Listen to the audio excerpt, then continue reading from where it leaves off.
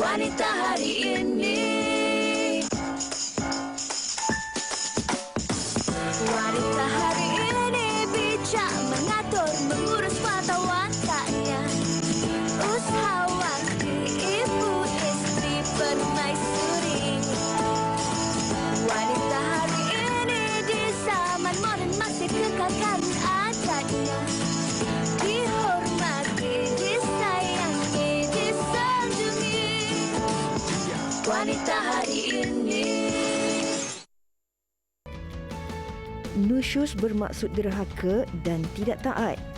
Isteri nusyus bermaksud isteri menderhakai dan tidak mentaati suami sebagaimana yang diperintahkan oleh syarak.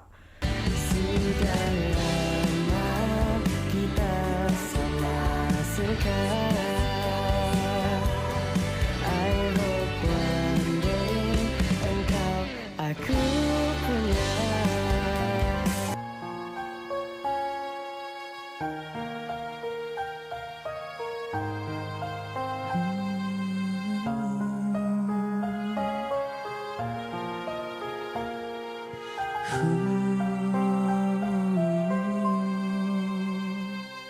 Sudah puas aku menangis lagi.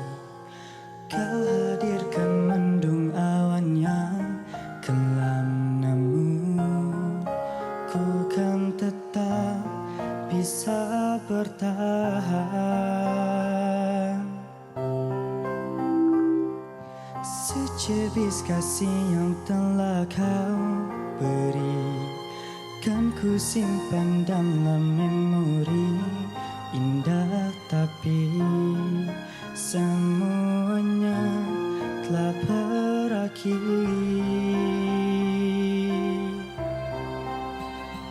Aku tersungkur menunduk meraung, dan tiada siapa bisa merasakan usakinya hati ini.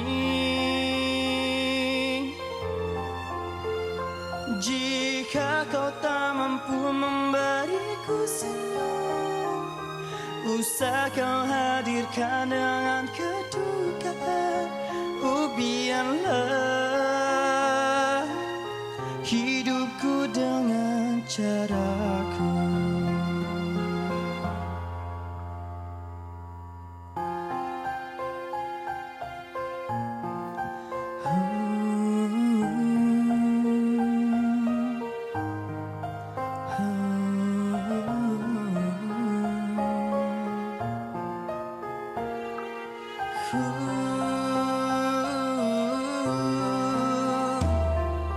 Secebis kasih yang telah kau beri kan ku simpan dalam memori indah, tapi semuanya telah berakhir.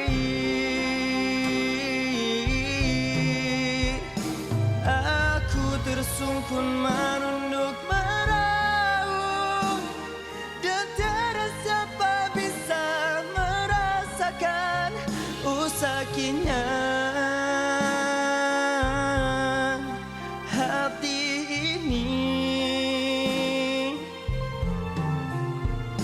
Jika kau tak mampu memberiku Wanita hari ini pada 26 November bersama saya Sugita dan juga Rina. Dah lama saya tak bersiaran bersama dengan Rina. Ya. Sihat Rina? Sihat sangat Sugi, dan Manis pastinya sangat hari ini.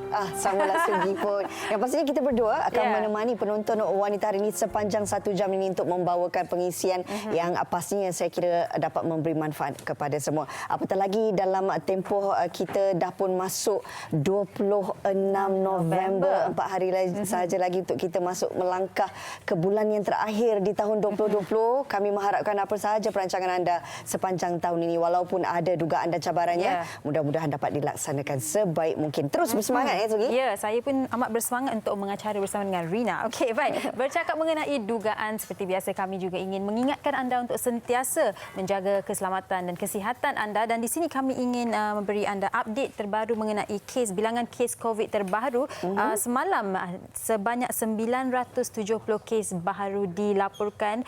Sesuatu yang perlu digembirakan kerana bilangan kes turun ke 3 angka daripada sentiasa 4 angka. 2,000 pada kemarin kalau tak silap saya. Dan bilangan kes yang sembuh adalah sebanyak 2,348 kes. Tahniah kepada barisan petugas-petugas kesihatan dan barisan hadapan yang bertungkus lumus untuk membantu kita dalam orang kata mengurangkan bilangan kes. Walaupun ada 5 kluster baru dikenal pasti, namun kita mengharapkan agar setiap daripada anda terus kekal di rumah, jalankan tanggungjawab untuk mematuhi segala SOP yang ditetapkan kerana kita masih lagi berjuang untuk orang kata melandaikan lengkungan COVID-19 ini. Tanggungjawab bersama sebenarnya. Mungkin kita rasa dah penat. Kadang-kadang kita rasa mungkin sedikit putus asa. Kita tak tahu sampai bila kita harus menjalani norma baru ini, tetapi percayalah jika semua orang setiap daripada kita ini mengambil tanggungjawab untuk bersama-sama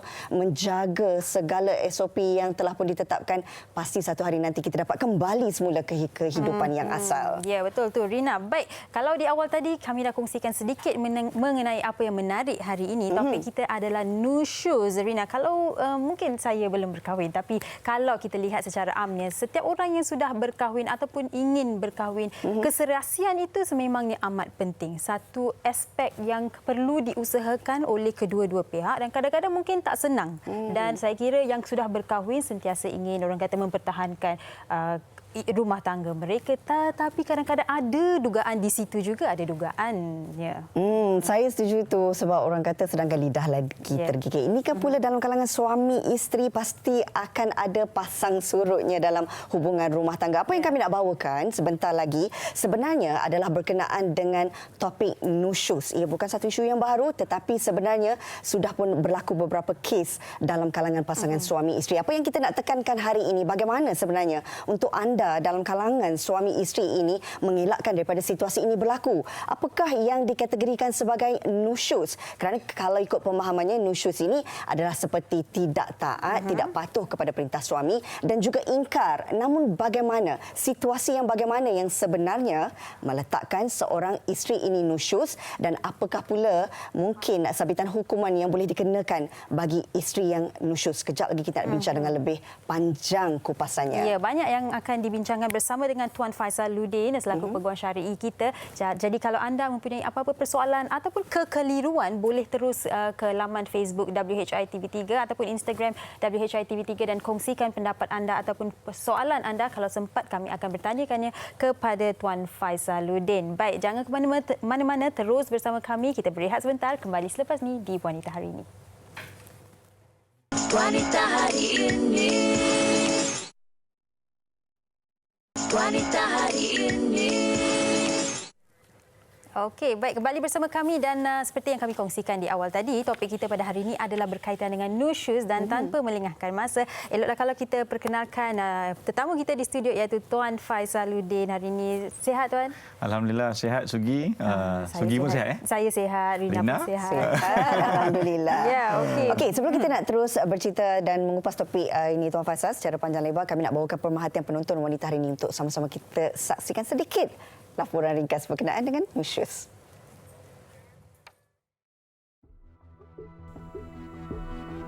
Nusyuz bermaksud derhaka dan tidak taat.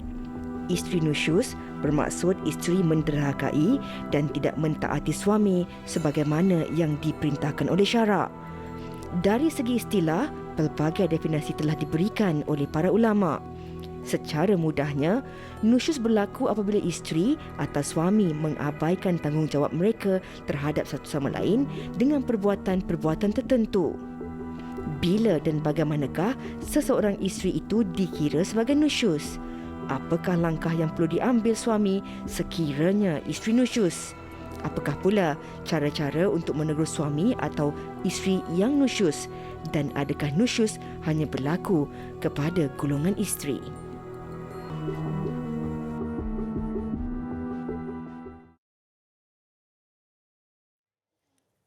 Okey, baik. Banyak persoalan yang ditanyakan dalam laporan itu tadi. Jadi mungkin kita boleh terus ke Tuan Faisaluddin untuk menjawabnya. Mungkin di permulaan perbincangan kita, Tuan. Secara ringkasnya, pengertian nusyus dan mungkin tanda-tanda seorang isteri itu nusyus terhadap suaminya. Okey, Sugi, sebagaimana tadi laporan tadi pun dah disebut secara ringkas ya. Mudahnya nusyus ini biasanya kita dengar perkataan ini ada kaitan dengan apabila isteri itu mendahakalah. Tak dengar cakap suami, tak ikut cakap suami. Suami jom sembahyang apa semua, dia melengah-lengahkan apa sebagai contoh kan. Jomlah kita pergi rumah mak ayah, dia tak mau juga tanpa ada alasan kan. Tapi adakah itu boleh dikategorikan sebagai nusyus macam laporan tadi? Kalau isteri itu lari daripada rumah sebab kena dera. Itu bukan nusyus sebab dia ada alasan yang kukuh. Kalau dia duduk di rumah saja, saya fikir dah ada pun kes dia di dalam akhbar pun dah dilaporkan. Tak kurang isteri-isteri yang didera ni masuk hospital kan. Teruk sampai luka, lebam dan sebagainya. Jadi adakah itu nusyus? Itu tidak. Maksudnya apabila isteri tak patuh dengan permintaan ataupun arahan suami tanpa ada alasan yang kukuh dan berasas. Itulah lebih kurang berkenaan dengan nusyus. Jadi dalam hal ni beberapa persoalan tadi ada dibangkitkan ya. Jadi macam mana nak hadapi kalau isteri ni nusyus? Boleh ke seorang suami terus kata kamu ni dahaka, dah begini kan? Sebenarnya ikut kaedahnya kalau dalam Islam dan juga dari segi perundangan, apabila kita nampak tanda-tanda isteri kita tu dahaka dengan kita sebagai suami, yang nombor satu, kita kena nasihat dengan dia. Lepas nasihat dia tak mau juga berbaik, maka kita kata ulama, kita kena pulaukan dia dari tempat tidur. Sugi dengan Rina dengan Sugi kita tahu orang perempuan ni, isteri ni, kalau dia dipulaukan dari tempat tidur ataupun tak bercakap dengan suami, tak dapat bercakap ni, berkeluh kesah dengan suami dalam tempoh beberapa hari, dia boleh jadi pening tau. Betul tak? Rina tapi melainkan perempuan tu dia tak suka langsunglah suami kan. Jadi yang itu yang kedua. Yang ketiga, dipukul. Pukul tu bukan pukul sampai mendera. Pukul itu pukul yang orang kata pukul manja. Cubit sikit-sikit. Janganlah buat begini, abang tak suka. Janganlah malukan aib akan abang di muka kawan-kawan, di muka keluarga kita. Cubit-cubit sikit. Tapi jangan sampai mencederakan dia, memudaratkan dia. Dah terakhir tak boleh juga, barulah kita bawa kes ke mahkamah. Macam mana pula kalau suami? Ada tak dalam keadaan suami ini mendahaka kepada isteri ataupun orang kata berlaku nusyus? Sebenarnya ada. Kalau suami itu tidak melaksanakan tanggungjawab dia sebagai seorang suami. Contoh, dia tak beri nafkah, dia mengabaikan isteri dia. Dia tak tala dia ada ramai isteri sebagai contoh. Dia bagi tumpuan kepada isteri baru je. Isteri-isteri yang tua dibiarkan je. Dahlah dibiarkan, tak diberikan bantuan, tidak diberikan nafkah, sampai peringkat diabaikan dan dimudaratkan pula. Ini antara bentuk-bentuk nusyus yang berlaku ataupun yang dilakukan oleh suami. Apa tindakan isteri? Boleh ke isteri pukul, Rina? Itu kejap lagi kita akan bincangkan. Cuma apabila Tuan Faisal menyentuh tentang bukan semua situasi, sebenarnya seorang isteri itu boleh dijatuhkan sebagai dianya nusyus. Tapi kadang-kadang kita tidak boleh nafikan mungkin kerana isteri ni tak ada tempat nak mengadu. Kalau nak bercerita dengan keluarga, takut pula membuka aib suami kepada keluarga. Takut benda tu akan menjadi lebih besar. Kadang-kadang, Tuan Faisal, media sosial ini menjadi tempat untuk mencurahkan segala-galanya dengan niat untuk melepaskan. Tetapi dalam masa yang sama tidak sedar bahawa perbuatan itu seolah-olah membuka keaiban suami, mendedahkan kelemahan suami dalam laman sosial. Ini juga boleh dikategorikan sebagai nusyus? Ya, baik ya. Saya respon di awal berkenaan dengan memang sifat seorang isteri ini, dia nak berkongsi. Ya, dia kalau manusia pun sama, dia nak berkongsi. Apabila dia tak dapat tempat untuk mengadu, untuk meluah, maka itulah jadinya apabila dia mengambil pendekatan pergi ke media sosial. Jadi dalam hal begini, isteri-isteri, saya kongsikan sedikit nasihatnya. Sepatutnya apabila suami kita ada sifat-sifat dahaka ataupun dia mengabaikan tanggungjawab, perkara yang perlu dilakukan yang pertama adalah biasalah sabarlah kata orang kan. Tapi sampai bila nak sabar kan? Hak kesabaran manusia. Sudah sabar sabar kan. Okey. Sabar juga. Yang keduanya adalah dengan cara menasihatkan suami tadi tentang tanggungjawab dia. Nasihat ni ada dua kaedah. Kata ulama, satu nasihat melalui tuan punya badan lah. Mana isteri tu menasihat suami. Susah rasanya seorang suami nak terima nasihat daripada isteri. Kan? Jadi boleh gunakan pihak ketiga. Mungkin mak mertua kita, ayah mertua kita, sesiapa sahaja yang dihormati oleh si suami tadi. Nasihat pun tak boleh, tak makan juga ya. Dia macam ego tinggi sangat kan. Apa tindakan yang sepatutnya? Kalau suami dapati isteri itu nusyus, isteri boleh dipulaukan. Suami boleh cubit-cubit manja. Tapi boleh tak isteri cubit ataupun pukul suami? Jadi dalam hal begini, silat-silat air bulan, kalau isteri cubit ataupun pukul suami, dapat pula dia punya pukulan balas daripada suami kan. Jadi memang tidak digalakkan ya dalam hal begini. Kaedah yang berikutnya adalah pergi ke mahkamah untuk dapatkan perlindungan dan juga hak sebagai seorang isteri. Balik semula dengan media sosial tadi. Jadi adakah tindakan kita berkongsi tentang kita punya masalah dalam rumah tangga di media sosial ni benda yang baik? Memang semua orang dah pun sepakat bahawa baik dari segi ulama ataupun dari segi perundangan sebagainya, saya ingat pun dari segi pakar-pakar kaunselor sebagainya, berkongsi masalah rumah tangga di dalam media sosial ni bukan satu tindakan yang baik dan tindakan yang positif. Tapi itulah berbalik kepada yang asal tadi, kita sebagai manusia ni kita suka nak meluah.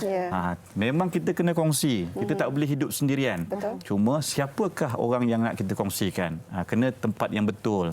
Kalau kita nak kongsikan dengan contoh keluarga yang kita boleh bantu kita menyelesaikan masalah. Keduanya dengan kaunselor, dengan yang ada di jabatan-jabatan kerajaan ataupun kaunselor yang berdaftar. Tak boleh juga ke mahkamah. Mahkamahlah tempat kita untuk mengadu. Bukannya ke dalam media sosial. Sebab akibatnya mungkin tak dijangka. Akan ada mudarat, ada keaib, ada orang salah faham, timbulkan fitnah. Daripada kita ini menjadi mangsa kepada siksaan suami, kita pula menambah dosa diri kita sendiri. Itu kita kena elakkan. Sebagai seorang isteri ingin menjaga hati suami dan juga ingin menjaga diri sendiri. Betul, satu dilema saya rasa. Dan seorang penonton kita ada dilema juga, Tuan Faizaluddin. Dia bertanya yang apakah hukum seorang isteri yang tak melakukan kesalahan tapi suami sering maki hamun, malah mendera mental isterinya, patutkah isteri membantah? Okey, dalam hal begini memanglah sabar tu ada peringkat dan tahapnya ya. Jadi dalam peringkat begini, kalau dia dah tak boleh, maknanya dah sampai peringkat tak ada jalan penyelesaian ya. Sabar sudah, nasihat pun sudah, dan dapatkan nasihat pihak ketiga pun sudah dilakukan, tak boleh juga, maka dia kena dapatkan daripada profesional ataupun pegawai-pegawai yang ada dalam contohnya kalau untuk umat Islam ni, kita di Jabatan Agama kita ada ustaz ataupun ustazah yang dipanggil kaunselor ya, yang akan membantu menyelesaikan rumah tangga. Tak boleh juga, maka tindakan yang terbaik adalah membawa kes ke mahkamah. Kes ke mahkamah ni bukan untuk cerai saja. Kena ingat ya, kita kena maklumkan kepada hakim bahawa suami kita ni begini, ada masalah begini, penderaan mental, sampai dulu badan kita sihat tiba-tiba jadi kurus, dulu tak ada penyakit darah tinggi, sekarang ada penyakit darah tinggi, dulu okey, sekarang ada penyakit jantung. Itu semua kita bawakan kepada hakim. Bukan untuk bercerai, tapi akhirnya nanti bila hakim, dia akan memainkan peranan juga. Banyak kes bila hakim memberi nasihat ataupun dihantar kepada unit jawatan kuasa pendamai, barulah suami ini tersedar bahawa dia tersilap langkah, dia akan perbetulkan keadaan. Jadi dalam hal ni, kalau isteri tadi dalam keadaan maknanya dia ada penderaan mental dan sebagainya, jadi kalau dia nak keluar daripada rumah sekejap, pada pandangan saya tidak ada masalah, itu bukan dahaka. Sebab dia nak jaga diri dia. Kemudaratan itu perlu dihilangkan. Itu dari segi kaedah fiknya lah. Jadi dalam hal begini, insya-Allah, cuma jangan kongsi di media sosial, jangan cerita kepada orang yang tidak sepatutnya. Akhirnya akan buat benda yang tak elok kepada diri kita, keluarga kita. Mungkin perkara itu boleh diselesaikan dengan cara baik, tapi disebabkan ada orang kata tersilap langkah ni, jadi perkara itu akhirnya kesudahannya tak baik kan. Tuan Faisal, apa pandangan Tuan Faisal? Ada dalam kalangan sebilangan suami menjadikan isu nusyus ini sebagai senjata mereka untuk tidak menjalankan tanggungjawab. Contohnya apabila isteri menuntut hak mutaah ataupun apabila isteri memfailkan fasa kerana penganiayaan, tapi sebaliknya suami menggunakan nusyus ini sebagai senjata untuk tidak menjalankan tanggungjawab seorang suami. Betul ya. Dalam hal ni biasanya dalam setengah keadaan bila isteri memfailkan tuntutan fasah kerana tak bagi nafkah atau sebagainya ataupun perceraian dan sebagainya, maka ada suami-suami ini dia pun memfailkan dipanggil tuntutan balas ya. Tuntutan balas ni dia masukkan dengan bahawa isteri itu mendahaka dan dia minta isteri itu kembali taat. Kalau tak taat maka terlepaslah tanggungjawab dia untuk memberikan nafkah edah ataupun apa saja nafkah kan. Itulah biasanya yang berlaku di mahkamah. Dalam hal begini puan-puan dengan suami itu hak masing-masing ya. Maknanya bila seorang isteri dah buat tuntutan, maka si suami yang menerima tuntutan pun ada hak untuk membela, menjawab segala tuduhan isteri dan dia juga boleh membuat tuntutan balas berkenaan dengan nusyus dan sebagainya. Tapi akhirnya ya Serina, Suji dan juga penonton yang akan buat keputusan itu adalah hakim. Tak semestinya sebarang apa yang didakwa di dalam keterangan yang dibawa ke mahkamah itu akan diterima oleh yang arif hakim. Yang arif hakim akan meneliti, akan mendengar keterangan pihak-pihak, akan tengok bukti dan sebagainya. Ramai juga ya yang tidak berjaya membuktikan kes ya. Ramai juga yang mereka-reka cerita pun ada juga tu Rina ya. Jadi insya-Allah jangan risau kepada ibu-ibu, isteri-isteri di luar ya. Apabila menerima keadaan begitu, kena jawab di mahkamah, kena buktikan di mahkamah dan tak semestinya apabila suami itu bangkitkan isu nusus ni dia boleh berjaya dengan tuntutan dia. Jangan risau. Itu antara perkara yang perlu dibuatlah. Kita kena lindungi diri kita. Suami pun begitu juga ya. Kita tak boleh nak menyalahkan semuanya kepada suami. Kadang-kadang ada juga salah faham tu berpunca daripada kedua-dua belah pihak. Cuma itulah daripada awal tadi saya cakap, benda yang kecil boleh jadi api yang membakar yang besar kalau kita tersilap langkah. Berkongsi di media sosial, menceritakan kepada pihak yang tidak sepatutnya dan sebagainya. Tapi Tuan Spai Salahuddin, katakan situasinya sebegini. Seorang isteri ingin menjaga dirinya, tapi ada anak juga dekat rumah dan tidak boleh melepaskan diri untuk kata nak pergi ke rumah ibu ataupun rumah kawan-kawan, tak ada tempat nak meluahkan perasaannya. Bagaimana situasi itu boleh ditangani oleh seorang isteri yang sudah mempunyai anak? Okey, dalam hal begini sebenarnya alasan untuk tidak mendapatkan perlindungan tu pada saya sukarlah waktu zaman sekarang. Sekarang ni saya fikir dah ada banyak bantuan oleh pihak kerajaan dan pihak berkuasa. Ada telefon, saya ingat apa nama, saya lupa, dia di bawah Kementerian Telekasih, di bawah Kementerian Wanita. Okey, kalau itu pun mungkin kadang-kadang ialah sibuk kan. Kita boleh telefon pihak polis, kita boleh dapatkan bantuan daripada Jabatan Kebajikan Masyarakat. Boleh juga kita tengok dalam kita punya website internet dan sebagainya, kita boleh buat laporan bertulis kepada pihak berkuasa dan sebagainya. Saya rasa itu adalah tindakan yang sepatutnya dilakukan. Okey, kita fikirlah paling teruk mungkin di setengah-setengah kawasan tu tidak ada line telefon. Jauh sangat kan, di ulu-ulu kampung sebagainya tak dapat ni. Jadi kaedah yang terbaik adalah kita kena selamatkan diri kita dengan pergi ke tempat, contoh ada rumah ketua kampung, rumah tu imam, sebabnya mak kita mungkin jauh kan, nak pergi ambil masa. Jadi kita kena dapatkan perlindungan daripada orang yang sepatutnya, yang dihormati di kawasan tu, untuk bukan dia nak memisahkan kita. Nombor satu, dia nak menasihati suami kita. Nombor dua, dia nak menjaga keselamatan kita sebagai isteri yang dianiaya. Dan juga anak-anak tadi kan. Mungkin ada anak kecil, mungkin ada anak yang kata tak sihat, OKU dan sebagainya. Jadi mereka ni perlu diberi keutamaan dari segi keselamatan. Sebab itu ada beberapa kes yang terpencil. Anak-anak yang didera oleh suami yang mungkin dalam keadaan sekarang ni sangat stres ya, tak ada kerja, bebanan hutang yang banyak. Jadi mungkin dia bila dah jadi begitu, dia terlupa tanggungjawab dia dan dia fikiran dia mungkin terganggu. Sikit dia ada contoh gelas pecah jatuh sikit oleh anak, dia dah mula dah dia mengambil tindakan, contoh menampar anak dan sebagainya. Jadi itu pun kita kena faham juga. Kalau suami itu baru berubah sikapnya sekarang, kena selidiklah. Tetapi kalau suami itu sikapnya memang daripada awal kahwin sampai sekarang ni memang ganas sangat kan, maka kita kena lindungi diri kita. Jangan sampai peringkat kita ni jatuh nusyus. Tapi kalau ada alasan yang kukuh, insya-Allah mahkamah ni akan dia bersifat adil. Dia akan tengok kes.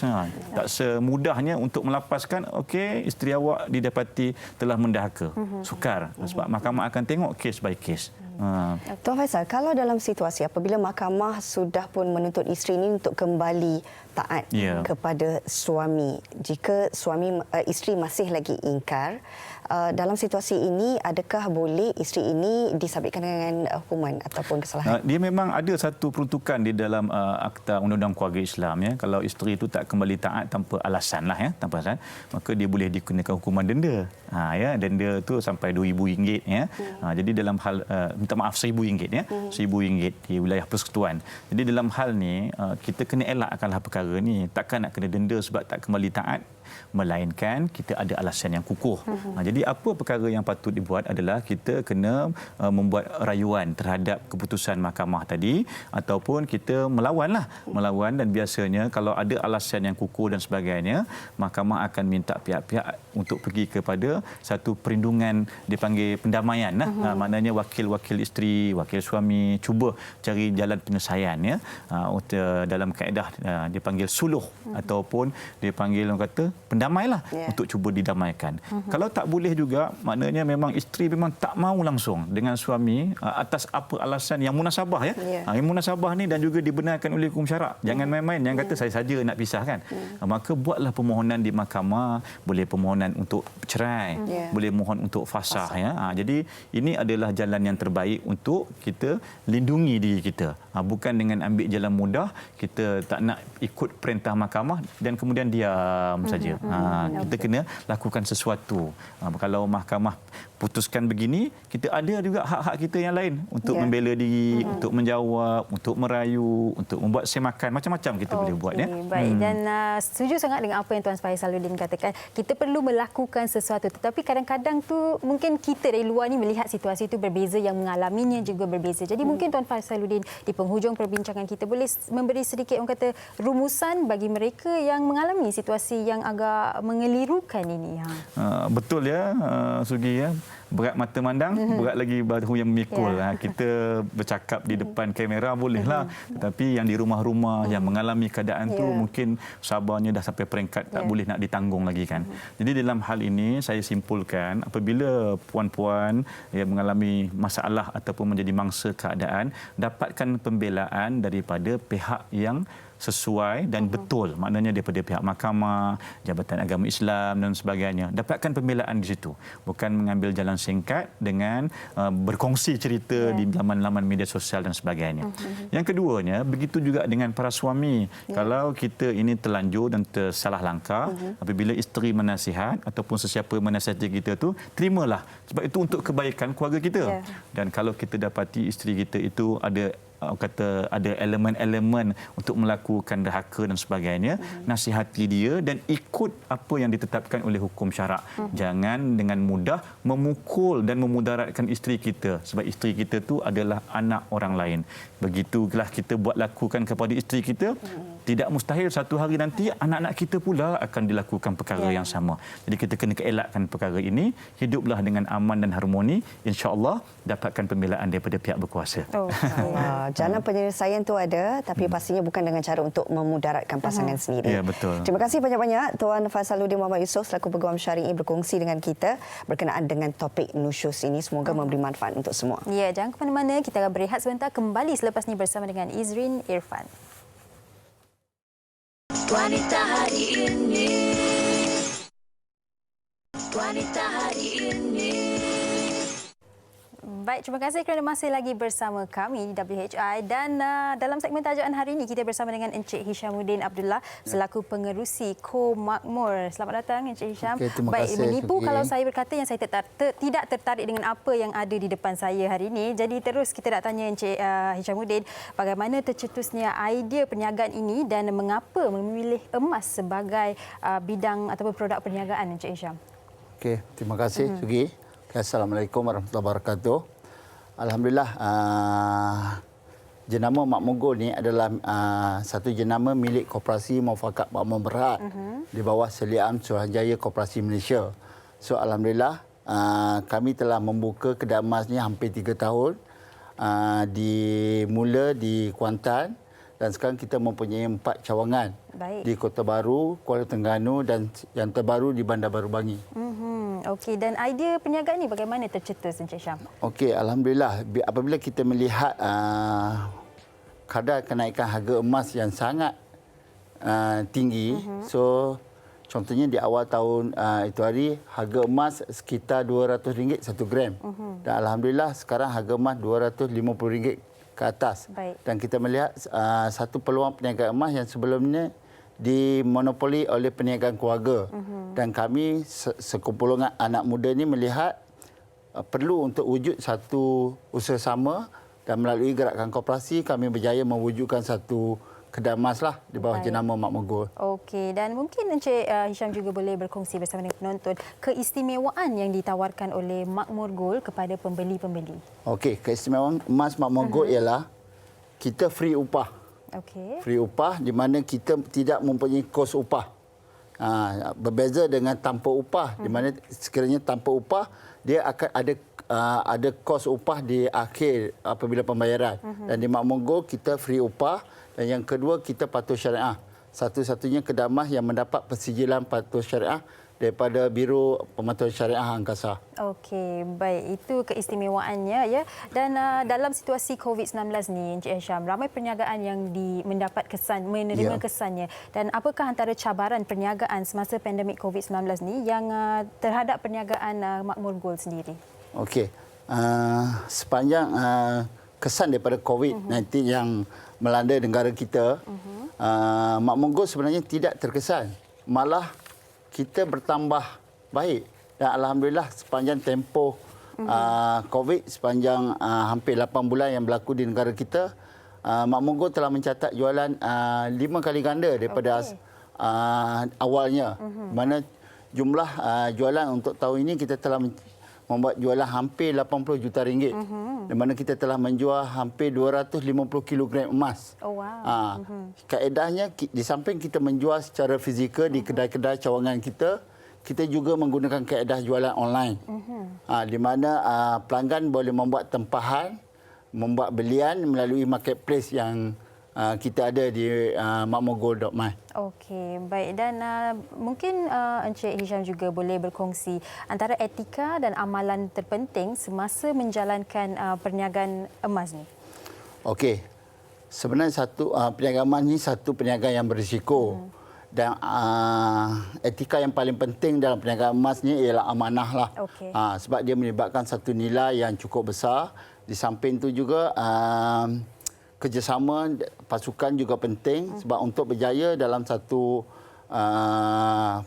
membina jenama ialah kerjasama berpasukan. Dan alhamdulillah di Komakmur kita mempunyai 12 orang ahli lembaga di kalangan remaja berusia 20 ke 30 tahun. Dan alhamdulillah kita boleh membentuk satu kumpulan yang kuatlah dalam membina jenama Makmur Gold. Okey, baik. Dan perancangan masa depan Makmur Gold ini, Encik Hisham? Okey, sekarang kita telah berjaya membuka 4 kedai emas di Kuantan, Kota Baru, Kuala Terengganu dan Bandar Baru Bangi.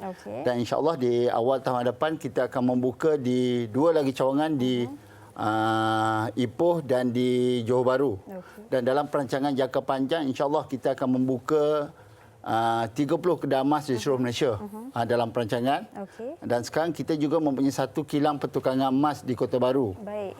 Kita ada 30 tukang emas di Kota Baru yang boleh mereka bentuk dan mengeluarkan produk-produk emas kita lah. Okey, baik. Dan pesanan Encik Hisham kepada mereka di luar sana yang ingin menceburi bidang emas, mungkin terutamanya siswaza-siswaza yang baru ataupun graduan-graduan yang baru. Okey, itu yang specialnya di Makmur Gold.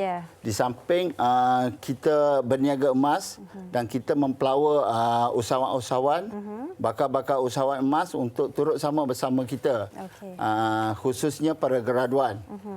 Kita mempunyai satu skim special untuk graduan di mana mereka boleh menjadi usahawan emas platinum Makmur Gold dengan modal yang cukup minima.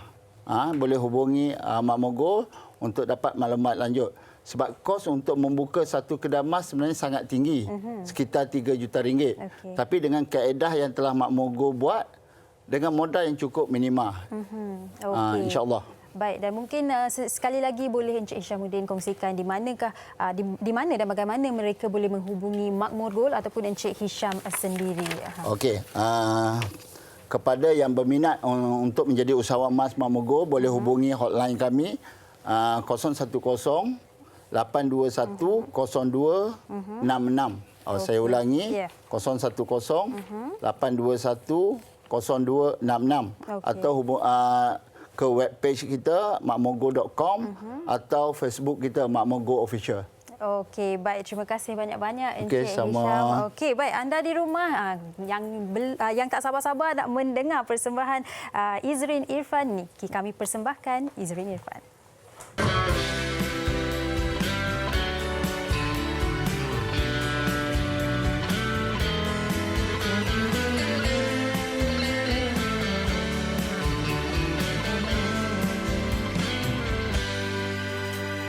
Memang ada wanita yang mampu buatku tersenyum, tapi satu pujaanku hanyalah kamu. Wajah ayumu selalu muncul di mimpiku. Ku tambahkan angan, aku terima nikahnya dengan mas kahwin RM20,000 tunai. Sudah lama kita sama suka. I hope one day engkau aku punya. Jika ditakdirkan kau kiriman Tuhan, akan ku korbankan segala untukmu. Karena ku lelaki yang cinta dan setia. Jika ditakdirkan engkaulah jodohku, akan ku berjanji sehidup semati. Jiwa dan ragamu akan ku jaga sempurna.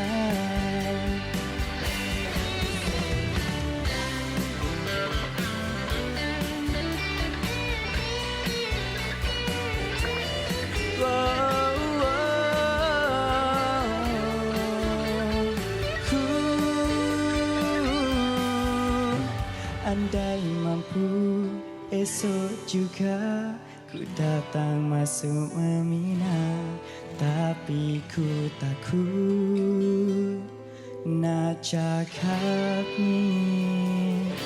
Pakcik, makcik, saya nak masuk Minang dan pakcik boleh? Jika ditakdirkan kau kiriman Tuhan, akan ku korbankan segala untukmu.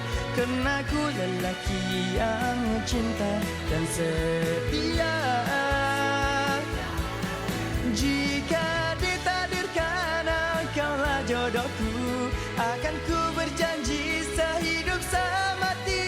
Jiwa dan ragamu akan ku jaga sempurna. Jika memang benar hal hari itu, namamu akan ku lafaz untuk menjadi isteriku. Aku terima nikahnya.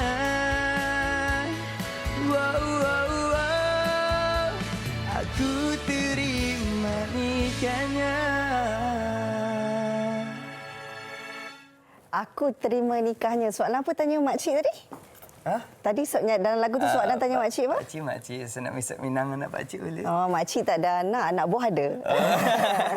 Okey, ini dia Izrin Irfan baru berusia 19 tahun dengan single pertamanya, Aku Terima Nikahnya. Mungkin boleh cerita sedikit kenapa dalam usia 19 tahun tu memilih lagu ini untuk dijadikan single pertama? Sebab lagu ni menceritakan tentang remaja, anak-anak muda sekarang yang sekarang banyak bertekad yang nak kahwin awal kan. So dalam lagu ni menceritakan tentang angan-angan seorang remaja yang ingin menikahi awal lah macam tu. Okey, dan siapa sebenarnya komposer untuk lagu ini? Komposer lagu ni adalah Muhammad Lokman. And telah diubah suai lirik oleh awal muzik sendirilah. Okey, baiklah. Izrin bukan saja seorang penyanyi tetapi juga seorang pelakon dan juga Insta famous. Dalam usia yang sangat muda ini, bagaimana Izrin sendiri melihat bahawa dalam walaupun masih lagi orang kata meniti usia belasan tahun tapi dah menerima populariti sebegitu, takut tak dengan orang kata dugaan-dugaan yang akan datang? Maklumlah masih muda, masih jauh lagi perjalanan dia. Alhamdulillah lah, sebab setakat ni secara jujurnya saya tak rasa diri saya penyanyi, pelakon ataupun Insta famous. Saya just anggap diri saya penghibur. Jadi bila orang kata saya dapat menghiburkan orang dari penyanyi, dari pelakon ataupun dari konten yang apa yang saya buat, saya bersyukurlah macam tu. Jadi saya berasal dari ingin menghiburkan orang. Nak jadi penghibur. Okey, baik. Izrin, daripada seorang penyanyi dan pelakon, yang mana bakat tu lebih awak rasa kena dengan awak, kena dengan jiwa awak? Kalau diberi pilihan, yang mana satu akan menjadi pilihan utama? Dua-dua kot. Dua-dua? Dua-dua. Okey, baik. Bagi mereka di luar sana yang nak lebih kenal dekat dengan Izrin sendiri, mungkin Izrin boleh kongsikan laman sosial Izrin. Okey, mungkin ramai yang kenal saya melalui Instagram ataupun TikTok. Instagram saya IZZRYN_. And TikTok saya adalah IZZRYNS. Okey, baik. Dan kalau juga diberi pilihan untuk berduet, siapa agaknya yang menjadi dambaan Izrin sendiri? Saya sangat teringin untuk berduet dengan Hel Husaini. Hel Husaini, kenapa Sebab Hel Husaini dah popular, pemenang AJL. Memang dari dulu saya minat dia punya lagu. And cara dia membawakan lagu tu adalah lain pada yang lain. Unik. Baiklah. Kita harapkan ia impian menjadi kenyataan. Amin. Selain daripada impian nak kahwin di usia muda. Selamat maju jaya Izrin. Terima kasih. Dan yang pastinya juga, apa ucapan terakhir kata-kata untuk peminat-peminat Izrin? Ataupun hari ini mereka macam, malam tadi tengoklah dia berlakon apa tu? Lelaki Lingkungan Cinta. Apa agaknya ucapan untuk peminat-peminat dan juga peminat baharu yang sahaja menonton wanita hari ini? So ucapan dari saya, terima kasih sebab sokong saya daripada awal. Even though daripada saya tak ada apa-apa, sampailah boleh kata orang kenal. Sangat orang kenal.